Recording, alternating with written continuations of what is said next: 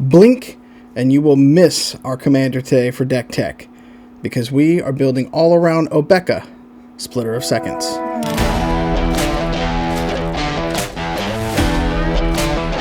Obeka is a 4-drop Grixis commander coming to us from the Outlaws of Thunder Junction set. She costs 1 generic, 1 blue, 1 black, and 1 red mana. This Ogre Warlock enters the battlefield as a 2/5 creature with Menace and has a special ability that reads, when Obeka deals combat damage to a player, you get that many additional upkeep steps after this phase. As you can imagine, we're going to build the entire deck around triggering extra upkeeps and doing as many different actions on each of those upkeep steps. We'll pack the deck with combo triggers and ways to protect Obeka to ensure that she can swing each turn. And to do this, we'll take a slightly Voltron-esque way of equipping her with Lightning Greaves, the Silver Shroud costume, and Whisper Silk Cloak to give Obeka Shroud. We'll also have Lightning Greaves, Swiftfoot Boots, and Lava Spur Boots to give some amount of hexproof or protection during combat. Additionally, we have ways to make Obeka unblockable in Aqueous Form, Prowler's Helm, and Security Bypass. That way we can ensure we're landing both commander damage and triggering those additional upkeeps. For 1, 2, or 3 mana, these are great value in the deck. We're also going to be taking advantage of the initiative and monarchy mechanics in the game, triggering off Obeka. And we've included many cards that give us the initiative when they enter the battlefield, and then we can advance through the Undercity quickly. Rilsa Rael, Kingpin, is a legendary creature for 3 generic, 1 blue, and 1 black mana that gives us the initiative on ETB, but also gives us 1 target attacking creature death touch until end of turn. And once we complete a dungeon, that attacking creature gets +5/+0, first strike, and menace until end of turn.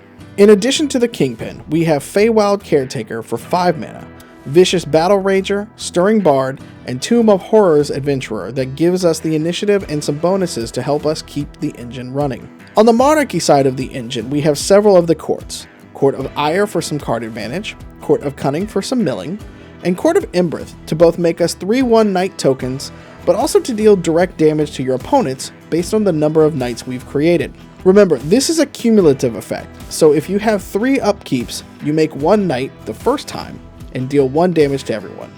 Then you make another Knight and deal 2 damage to your opponents, and then that third turn you create a 3rd Knight and deal 3 damage to everyone. Yes, it stacks quickly. And then there's Court of Locthwain, and a newer card from Final Fantasy called Triple Triad that allow us to exile the top cards of our opponent's libraries each upkeep, and, if we're the Monarch, we can cast those for free with the court.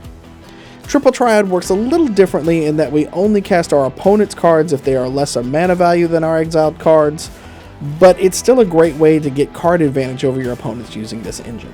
Anyone who knows what Obeka is about is likely to target you off-rip, so I've included some life gain cards in the deck to help us make it to the mid and late game stages. Creeping Bloodsucker, Fountain of Renewal, and Ill-Gotten Inheritance all give you life on your upkeeps, and both our Bloodsucker and our Inheritance will deal damage to our opponents.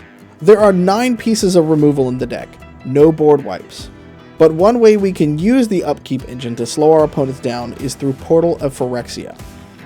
On ETB, it forces our opponents to sacrifice 3 creatures, and then on every upkeep it allows us to bring 1 creature from any graveyard to the battlefield. So not only can we use it as a recursion engine for us, but a way to borrow our opponent's creatures as well. At 9 generic mana, it's expensive even into the later stages of a match. But with the number of upkeeps we should be getting by then, it's enough to tame most other players' board states outside of getting overrun by Heir Apparents, or something like that. And honestly, the only counter I have to my friend's Heir Apparent deck is to just let it happen and start planning what deck I want to play next. I mean, seriously, I know Grixis is a hateful color combination, but those decks are just mean. Speaking of recursion, I've included Palace Siege, Virtual Persistence, and yes, a Shieldred Whispering one. Palace is a great card because you have the choice of either Khans or Dragons when you cast it. If you choose Khans, then you get that recursion engine for your graveyard. But if you're playing against a particularly aggressive opponents and need to burn them quicker, you can choose Dragons, and each upkeep deals 2 damage to each opponent and you gain 2 life. Modal style cards like this are great in just about any commander deck, but especially in this one. Virtue is becoming a classic card that gets a lot of action in black recursion decks that also brings a creature back from your graveyard each upkeep. And well, children, there's not a lot to say about her that hasn't already been said. She's just mean. She's a 6/6 for 7 mana with Swamp Walk that forces your opponents to sack a creature during their upkeeps, and then brings one back from your graveyard during each of your upkeeps. It only gets worse if you add Urborg, Tomb of Yawgmoth, to the deck that makes all land swamps in addition to their other types. Which, in this deck, maybe I should run it. Lastly, what would a commander deck like this one be without additional turns? Now, there are a bunch of these types of effects in the red color pie, so don't take the ones I have here as the only ones you could include in this deck. Aggravated Assault and Karlach, Furyat of Avernus are the 2 permanents I pulled out of packs for this deck, so I put them in. But if you're looking for some that are a little bit more budget friendly, you can pick up Akai Battle Squad. That will also work for this deck because it's likely Obeka will be modified in some way. You can also pick up Full Throttle, which is even more affordable as of time of this recording, that gives you 2 additional combat phases in a 6-drop enchantment. Now, it's not as affordable mana-wise, but it might actually be better in the long term for a deck like this, considering you get to swing out even more. And yes, before you ask, I did put a Master of Cruelties in this deck. I had some OGs lying around and said, what the heck, let's put it in there to scare people. I've never actually gotten it to pop off in a game of Commander, so it's kind of a fun challenge to see if I can make it work. Fun for me, I mean, not so much for my opponents. Especially by the time it can come out, they've bumped Obeka back to the command zone once or twice, and by that time I have no mercy at that point. Someone's got to take the fall for what they've done to my commander. Alright, the last bit on ramp and mana. Even ramp can be part of this upkeep engine in this deck in the form of Generous Plunderer. This 2-drop human rogue for 1 generic and 1 red mana is a 2/2 with menace. But that's not the part we care about, as we're unlikely to swing out with him. It's his second ability that we want to focus on. It reads, at the beginning of your upkeep, you may create a treasure token. When you do, target opponent creates a tapped treasure token. Whenever Generous Plunderer attacks, it deals damage to defending player equal to the number of artifacts they control. It's a card that's good in early game if you want to ramp quickly at the expense of giving your opponents some ramp as well. It's awesome later in the game, or if you're playing against, say, an Urza Lord Artificer, or some other artifact-themed deck. But generally, I just like using this as a group hug style mechanic to cheat out some of the more expensive cards in this deck. And usually, people are okay to leave him alone with some of the other enchantments and creatures on the board that are doing them real harm through the upkeep engine. The other fun way to ramp in this engine is Aether Vial.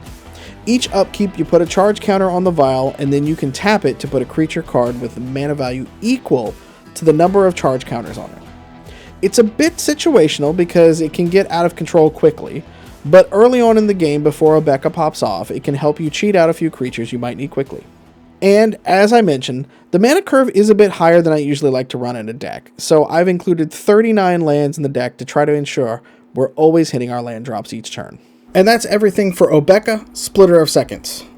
Obeka is by far one of my favorite commanders to play. I know that a lot of people didn't necessarily vibe with Outlaws of Thunder Junction when it first came out, but I just generally love the way that she plays. I love the theme and the set that it came out with, and, you know, we got to see a lot of these characters outside of the mythical world of Magic the Gathering and in sort of a Western Wild West theme, right? Maybe I'm a sucker for spaghetti westerns. Who knows? Anyway, if you enjoyed this deck, please leave a like on the video. If this is the first time you're seeing my videos, leave a comment down below and subscribe. Hit that notification bell as well. Let me know how you would build this deck. I love to hear from people who are in the middle of building the deck, who are looking for tips and tricks, or really just want to share their creations as well. Until next time, my name is Mallow, and you've been awesome.